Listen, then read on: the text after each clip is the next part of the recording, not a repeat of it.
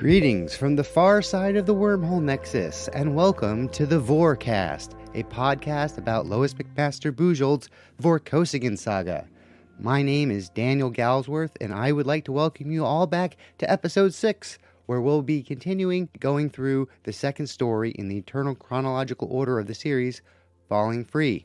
We last left our story with our protagonist, Leo Graff, navigating his way through and around the many piles of ominous shit, or OS, that Lois has left all throughout the first chapter. We learn that Leo is an engineer working for Galactech and specializing in non-destructive testing, which was also Lois's father's occupation, but that there is also an element of secrecy about Leo's new assignment, OS.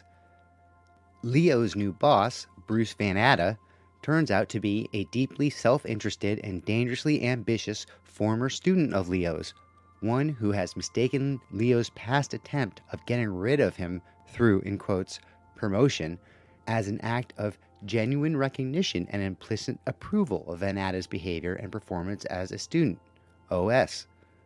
The secret part of Leo's new job turns out to be in the existence of 1,000 genetically modified humanoids, the Quaddies, with arms instead of legs, as well as other mutations that make them ideal workers for zero-G environments, OS. We learn that the secrecy is necessary because of a general taboo regarding genetic mutation, OS. Ultimately, it is revealed that the Quaddies are considered the property of Galactech, that Van Atta has recently taken over after the untimely death of Dr. K, the project's former leader and namesake, and has no consideration for the Quaddies' rights or welfare beyond what they can do to advance his own career and personal desires, Mega OS.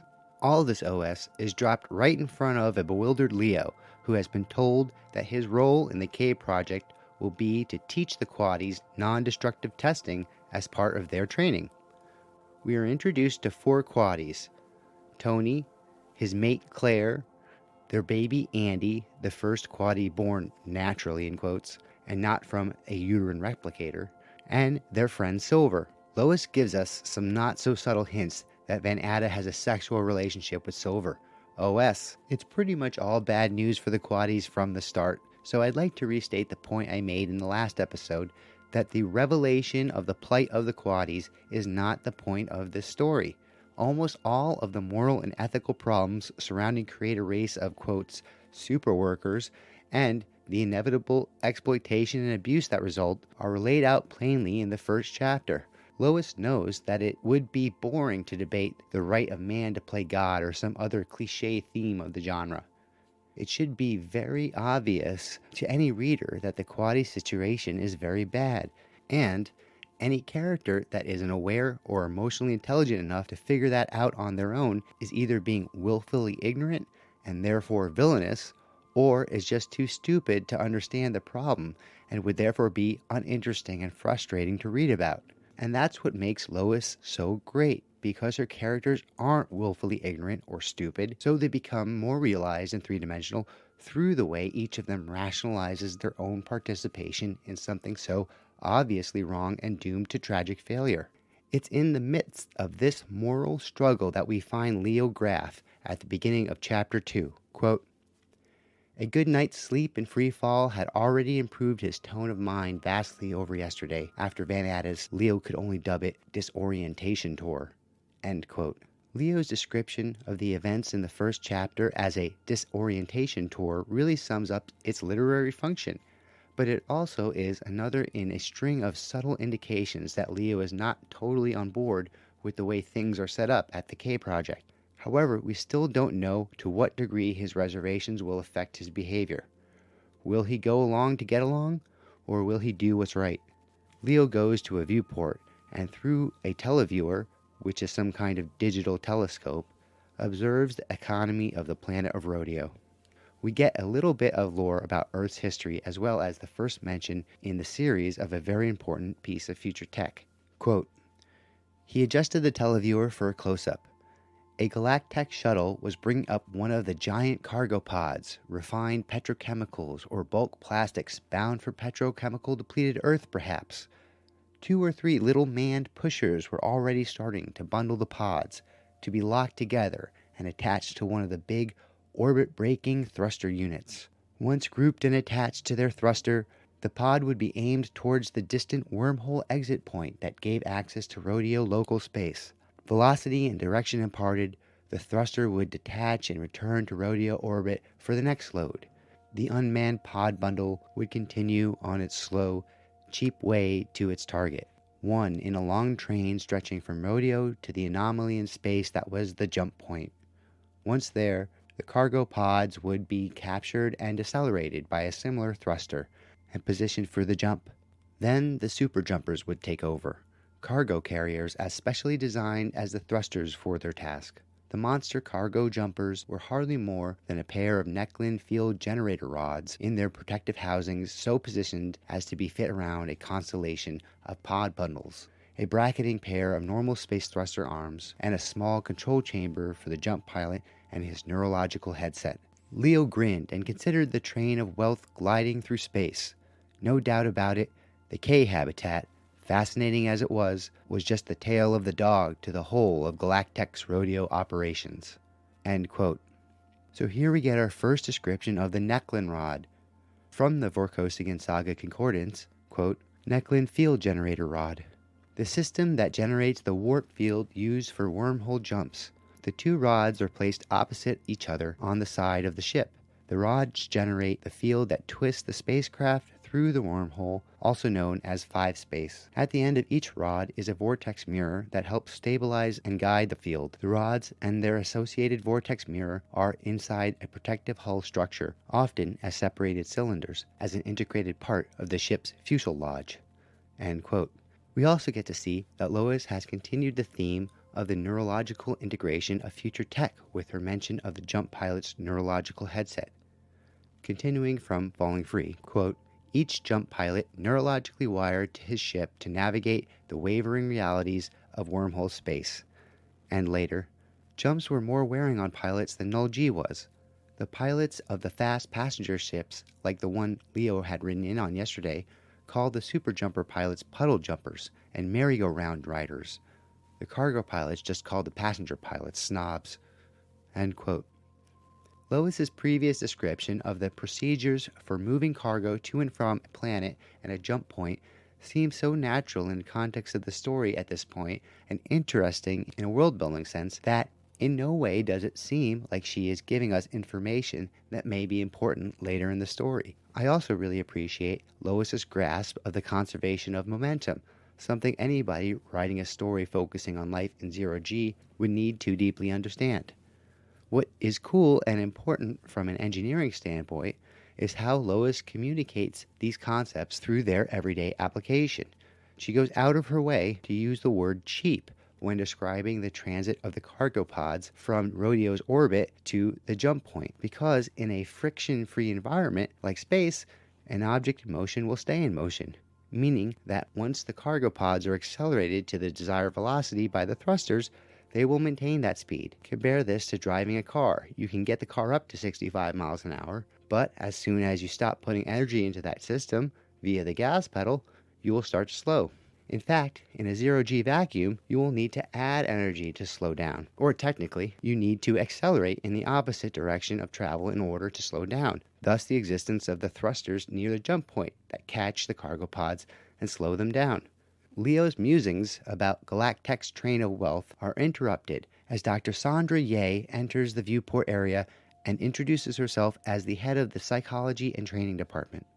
Quote, the woman hovering in the door wore pale green company overalls. Pleasantly ugly, pushing middle age, she had the bright Mongolian eyes, broad nose and lips, and coffee and cream skin of her mixed racial heritage.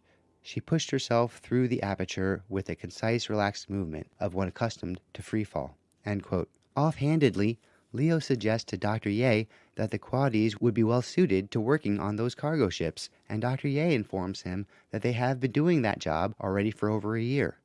Dr. Ye begins to question Leo about his feelings regarding the Quadis, to which Leo says that he has no issues with the Quadis themselves, while trying to mask his unease with the situation in general.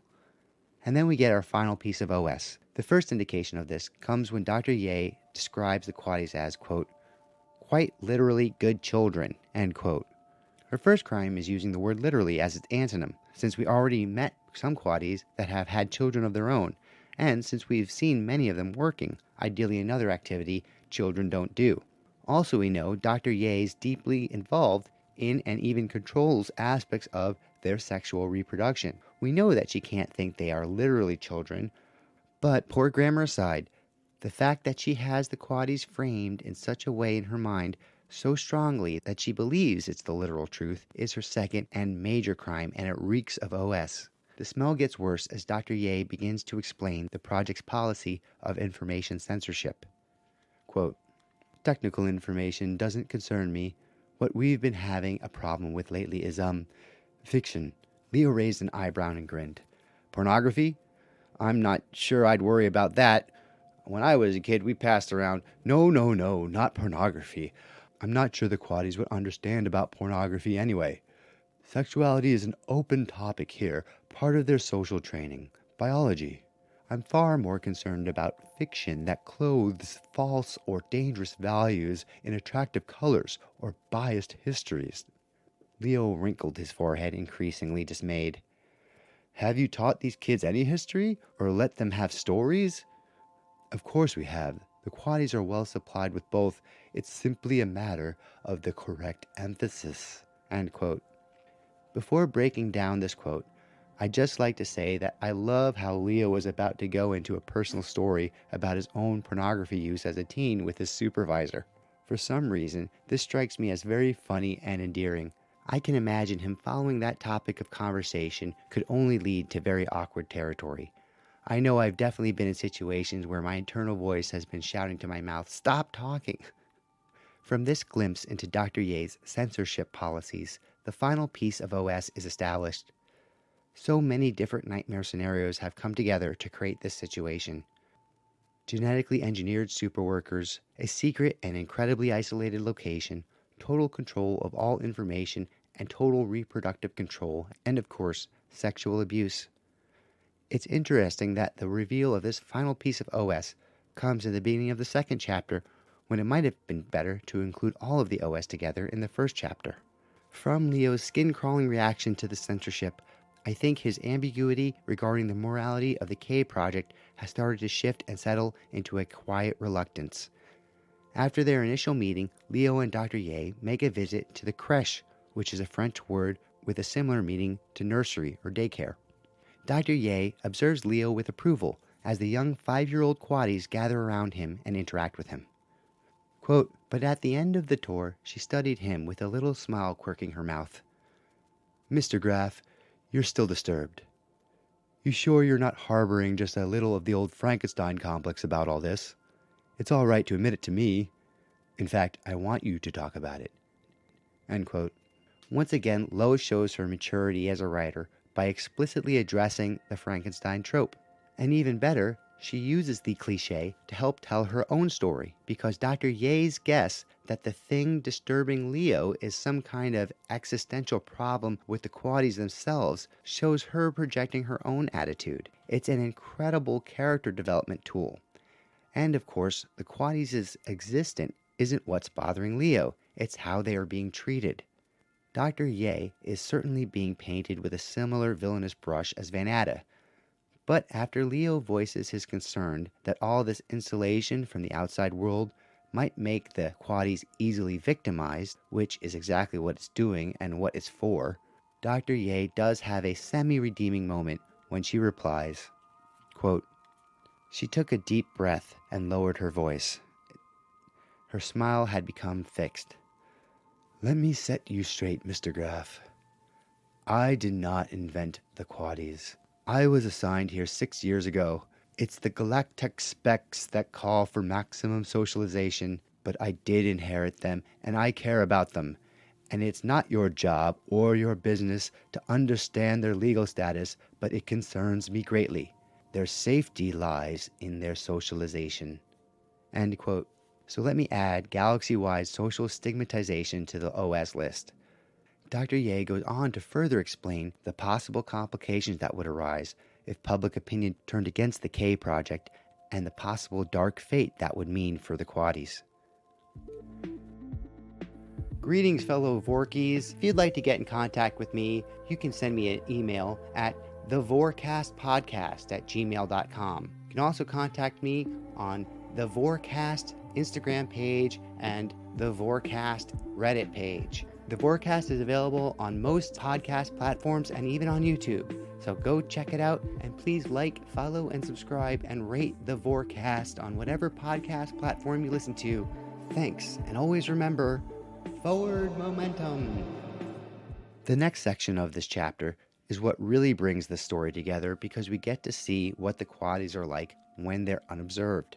It would be easy to make them as simple-minded and oblivious as Dr. Ye or Van Adam might think they are. Then Lois would be treating them the same way as those characters do, like helpless chattel to be either killed or saved by the human characters in the story. But Lois doesn't forget, the way Dr. Ye and Van Adam might have, that the qualities might have 4 arms, but the thing that makes them more practical than a 4-limbed robot is their profoundly curious, pattern-seeking, boundary-testing, freedom-yearning human brain. And even though the human brain desires to do all the things I just mentioned and more, it is also capable of simple wonder, as shown in the beginning of the next section, which opens up with the quality Silver watching one of Dr. Ye's approved entertainment vids called Animals, Animals, Animals. Much to the annoyance of Claire, Silver is repeatedly watching the section on cats.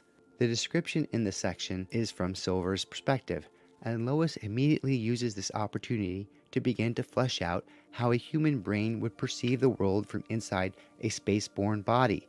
And she does this in her usually extremely skillful, subtle, and imaginative way, through Silver's internal description of one of the cats in the vid.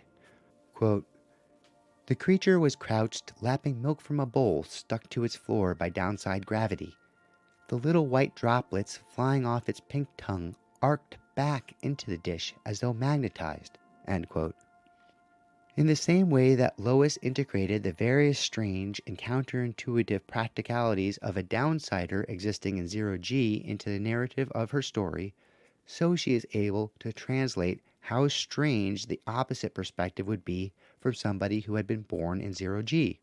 The cat on the vid would not be the only thing of novel interest to a quaddy. Lois manages to find the perfect way to convey this profound difference in the basic assumptions about the nature of reality between a quaddy and a downsider when she has Silver perceive the bowl of milk as being stuck to its floor. The sense of strangeness a quaddy must feel looking at downsider life would be similar to a downsider watching a video of a world where people are able to stick bowls of milk to a wall without it spilling. And if you want a more fleshed out vision of the incredible ramifications of simply being able to stick something to a wall, read a Brandon Sanderson novel. And because Lois can't just do one thing at a time, this opening scene not only illustrates the general quaddy perspective on downsider life, but also is a character building moment for Silver, since her fascination with the cat, even beyond that of the typical quaddy from Claire's reaction, gives Silver's character an air of innocence that contrasts sourly with the transactional nature of her and Van Ada's relationship. Silver shares her desire to own a cat to Claire, to which Claire replies with an OS line, quote, "Well, maybe they'll let you have a baby soon," end quote. Emphasis on the word let. But Silver doesn't seem as interested in having babies as in owning a cat. We'll see that this difference in personal agenda is not the only conflict which would, of course, exist in any organically formed society of individuals. But in this context, where there has been an attempt to artificially design the quaddy society and culture so that they are the perfect self-replicating workforce, Silver's simple desire to have a cat more than a baby shows the deep cracks and flaws in that design. And guess which character specializes in finding cracks and flaws? In this scene, we also see that, just as Dr. Ye and Van Ada take it for granted that they are superior to the quaddies, so the quaddies have their own feeling of superiority towards the downsiders. This makes complete sense if you think about it, because in the 0G environment in which the quaddies have only ever existed, they are superior. And so again, Lois has managed to add an element into her story that makes every line of dialogue that character has have a double meaning. We saw this first in Dreamweaver's Dilemma, most notably during the Chalmers and Kinsey interaction. Now we know that underneath their polite and seemingly submissive exterior, the Quades know how feeble the Downsiders are. Yet even in their individual feelings regarding Downsiders and life on, quote, dirt balls, there are differences. Silver says to Claire, quote, I wonder if I'll ever get a chance to go downside. Ugh, said Claire. Who'd want to? It looks so uncomfortable, dangerous too. Downsiders manage. Besides, everything interesting seems to come from planets. Everyone interesting too, her thoughts added. She considered Mr. Van Atta's former teacher, Mr. Graff, met on her last working shift yesterday in hydroponics. Yet another legged somebody who got to go places and make things happen. He'd actually been born on Earth, Mr. Van Atta said. End quote. I love how Lois dusts the country girl dreaming of life in the big city trope off and puts it into this sci-fi context. Not only does it create an easily relatable motivation for Silver, but it also comes with an associated feeling of doom, as so many of those farm girl and Hollywood stories have tragic ends. Now, all the hinted at sexual exploitation seems even more inevitable, given the typical story beats of that classic trope. So far in this section, Lois has brilliantly shown the foundational cracks in the mission objectives of the K Project through the failure of Dr. Ye's indoctrination, partially due to Van Atta's thoughtless interference, but also because the Quades have curious human brains. Lois has also shown that the Quades are not entirely the meek little worker bees that the project leaders might believe them to be. In fact, they feel like and are superior to humans within their own spaceborne environment. What Lois does next not only ramps up the tension of the story, but also makes the Quades even more compelling and relatable to the reader. Lois makes them devious. Silver and Claire are soon joined by a new Quade character, Siggy. The first sign that something sneaky is going on comes when Siggy sticks his head through the door into the vid viewing room and says, quote, All clear, Silver? All right, come in. Siggy slipped inside. She keyed the door shut again, and Siggy turned over, reached into the tool pouch on his belt, jimmied open a wall plate, and jammed the door's mechanism. He left the wall plate open in case of urgent need for reaccess, such as Dr. Ye knocking on the door to inquire brightly, What were they doing? Silver by this time had the back cover off the holovid. Siggy reached delicately past her to clip his homemade electronic scrambler across the power lead cables. Anyone monitoring their viewing through it would get static. This is a great idea, said Siggy enthusiastically. Claire looked more doubtful. Are you sure we won't get into a lot of trouble if we're caught? I don't see why, said Silver. Mr. Van Atta disconnects the smoke alarm in his quarters whenever he has a juba joint. I thought downsiders weren't allowed to smoke on board, said Siggy, startled. Mr. Van Atta says it's a privilege of rank, said Silver. I wish I had rank. Has he ever given you one of his jubas? Asked Claire in a tone of gruesome fascination. Once, said Silver. Wow, said Siggy, grinning in admiration. What was it like? Silver made a face. Not much. It tasted kind of nasty, made my eyes red. I really couldn't see the point to it. Maybe downsiders have some biochemical reaction we don't get. I asked Mr. Van Atta, but he just laughed at me. End quote. First off, they are and probably have been hacking their space station. Second, we get a lot of disturbing information about Van Atta, even more than the implied sexual relationship between Silver and him. Not only is Van Atta ignoring safety protocols by dismantling his smoke alarm, he is smoking drugs and giving the drugs to the Quades. And if Dr. Ye wouldn't already lose her shit if she knew about that, Van Atta is also actively undermining Dr. Ye's censorship of pop culture information by giving Silver uncensored vids. Remember, all the information we're getting is referring to the status quo of the story. This was the situation Leo has walked into. So these revelations still technically count as story setup.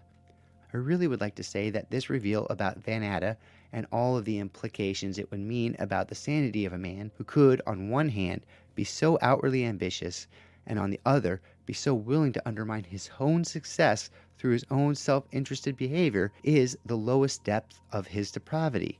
But there is still one more stinging revelation to come in the next chapter. Finally, Silver's description of her first drug experience sounds suspiciously similar to many I've heard myself. I wonder if this story was at all autobiographical for Lois. Silver puts on the contraband vid, and it starts with a scene of horses, which Silver watches with interest. We get some more conversation from the three quaddies that really emphasizes their general feeling of superiority. Quote, "Can't you get any more of the Ninja and the Twin Star series?" complains Siggy. "This is more of your darn dirtball stuff. I want something realistic like that chase scene through the asteroid belt." His hands pursued each other as he made nasal sound effects, indicating machinery undergoing high acceleration. "Shut up and look at all the animals," said Silver. "So many, and it's not even a zoo. The place is littered with them." "Littered is right," giggled Claire. "They're not wearing diapers, you know. Think about that." Siggy sniffed. "Earth must have been a really disgusting place to live back in the old days. No wonder people grew legs." End quote. Once again, the things that seem strange to downsiders are normalized to the quaddies and vice versa. Whereas the idea of astronauts wearing diapers and the various complexities involved in pooping in zero-G are silly and kind of gross to us, so is the idea of having to exist in the same plane of motion as your own excrement to the quaddies. To us, a farm is realistic. To the quaddies, flying through an asteroid field is. The final section in this chapter opens with Leo midway through his first lesson on non-destructive testing with the quaddies. For the first time, we get to see Leo in charge and in his comfort zone, another excellent character building strategy from Lois. Also, knowing that Leo is essentially teaching the same course to the quaddies as Lois's father did to human engineering students, I wonder how much of the technical lecture Leo gives comes from Lois's father's own lecture notes. What I find most noteworthy about this section is that it is almost entirely densely packed technical jargon, yet it holds my interest over many pages, even before the element of intrigue is revealed towards the end of the lecture. It's really hard to explain how Lois has managed to make page after page of sentences like, quote, "At no point do more than 2 porosities appear in a cross-section, and at all points the voids occupy less than 5% of the section. Also, spherical cavities like these are the least damaging of all potential shapes of discontinuities, the least likely to propagate cracks in service. A non-critical defect is called a discontinuity."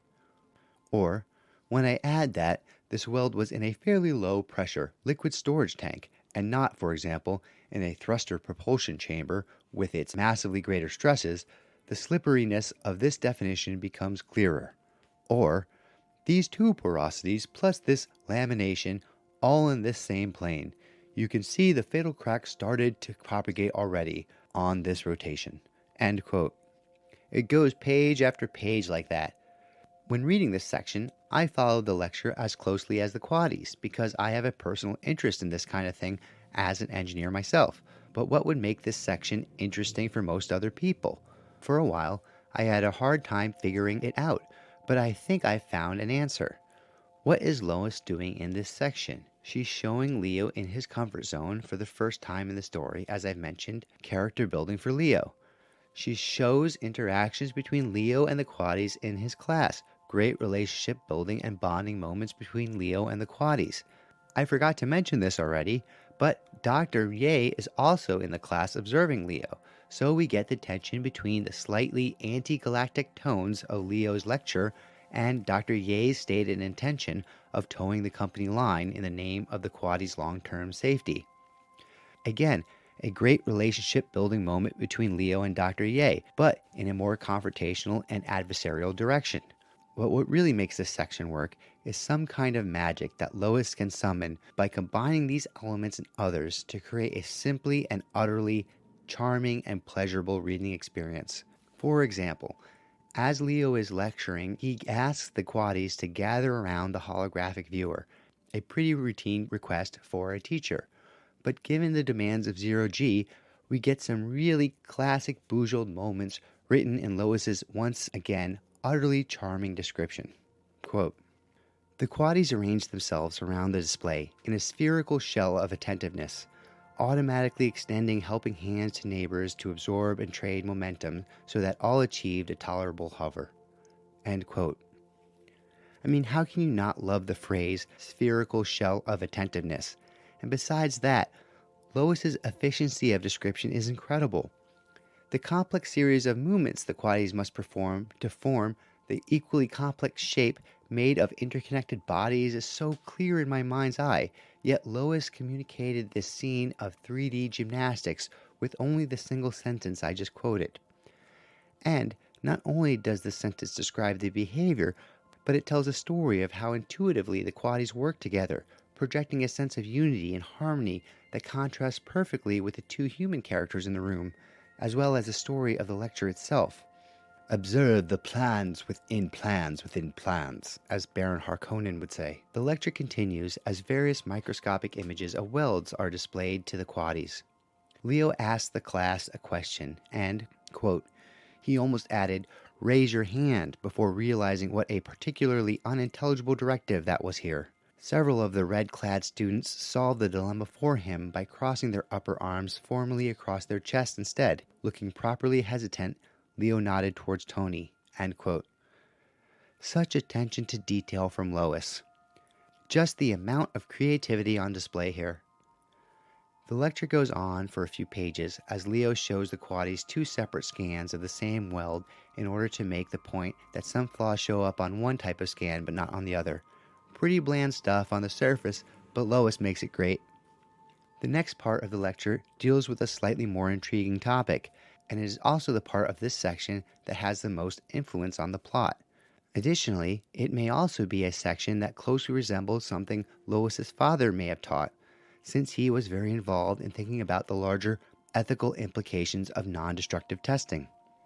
I read through a tribute to Robert Charles McMaster in the last episode, so refer back to that or read it on Dendari.com if you would like to know more about the Robert McMaster-Leo Graph connection. Leo brings up another image to the class, this time of a document. Quote, "That," he pointed for emphasis, his voice growing heavy with scorn, "is a falsified inspection record. Worse, it's one of a series.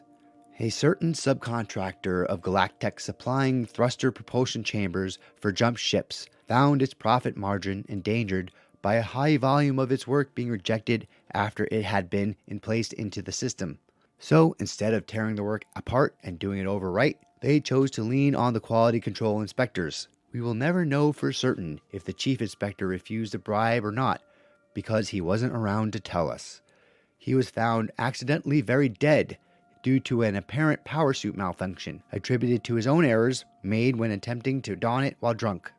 The autopsy found a high percent of alcohol in his bloodstream. It was only much later that it was pointed out that the percent was so high he oughtn't to have been able to walk, let alone suit up." End quote. Lois is juggling a few different balls in this quote as usual. First, it's an interesting story on its own. The story ends with Leo discovering the fraud himself and reporting it. Considering the suspicion of foul play in the death of one of the possible co-conspirators, it says a lot about Leo's own strength of character and bravery that he would not only speak out at the time, but also use this event as part of his standard curriculum. Also, the tone of the story is not exactly pro-Galactech, and it includes description of behavior that would be considered as antisocial by the watching Dr. Ye. Besides all that, I get the impression that he likely pissed off some powerful people at Galactech management. The real takeaway from this story is that Leo has an ethical line and he is not afraid to make enemies when people cross it. Leo sums up the lecture on a similar note. Quote, "A human mind is the ultimate testing device. You can take all the notes you want on the technical data. Anything you forget, you can look up again. But this must be engraved on your hearts in letters of fire. There is nothing more important to me in the men and women I train than their absolute personal integrity. Whether you function as a welder or inspector, the laws of physics are implacable lie detectors. You may fool men, you'll never fool the metal. That's all." End quote. You may fool men, You will never fool the metal. Classic Bujold, or maybe even pre-classic Bujold if that line was a quote from her father. Leo looks up after this heartfelt conclusion to see that the Quaddies were not only taking his words seriously, quote, in fact, they were looking rather shocked, staring at him with terrified awe, end quote. Here, you can really see all the solid story foundation work Lois has done so far really paying off, because we now have insight into the motivations and expectations of all the important characters in the scene. With one sentence, Lois can summon a sense of tension and conflict, because we can predict how the characters might each react. We now know enough about Leo to imagine the emotional shift from intense, righteous passion regarding professional integrity to concern over possibly frightening the Quaddies, mixed with worry over Dr. Ye's reaction to what was obviously a very stimulating story to the Quaddies. Also, what an internal conflict Leo must be feeling when he is at the same time lecturing on integrity while also participating in systematic oppression. Sure enough, once the class ends and the Quaddies are making their way out of the classroom, Leo notices Dr. Ye waiting for him by the doorway. Dr. Ye starts out by making the same observation I did about how seeing Leo in his element brought out his personality. She mistakes Leo's formerly quiet demeanor as just being due to a strong but silent nature, rather than coming from the deep sense of unease Leo feels about the K project. We also see that Leo may not be as willing to comply with Dr. Ye's restrictions, at least when it comes to his occupation. Quote, your fraud story had great impact. They've never heard anything like it. Indeed, I've never heard about that one. It was years ago. Really quite disturbing all the same. Her face bore a look of introspection. I hope not overly so. Well, I hope it's very disturbing. It's a true story. I was there. He eyed her. Someday, they may be there, criminally negligent if I fail to prepare them. End quote. And with that, we come to the end of Chapter 2 of Falling Free. We began with the final piece of OS being deposited as Dr. Ye informed Leo of her policy of censorship and propaganda. We got our first glimpse into the private society of the Quaddies, in which we see that Dr. Ye's policies have long been undermined, indicating that the Quaddies possess the ability to be devious since they must maintain the appearance of ignorance about certain topics or ideologies.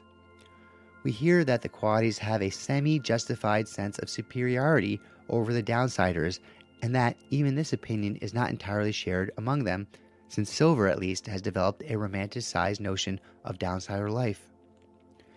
We also find out that it has been Van Atta himself who has supplied the forbidden media and even drugs to Silver in an implied exchange for sex. Finally, we got to see Leo on solid ground, confident and in control of his classroom at least. A warning here, in the next chapter, we are going to get into some adult content, so proceed with caution. However, if you're already a fan of Lois, you'll know that her work exploring the darker side of humanity is often her best. So please join me again as we watch the dominoes begin to fall free in Chapter 3 of Falling Free on the next episode of the Vorkast.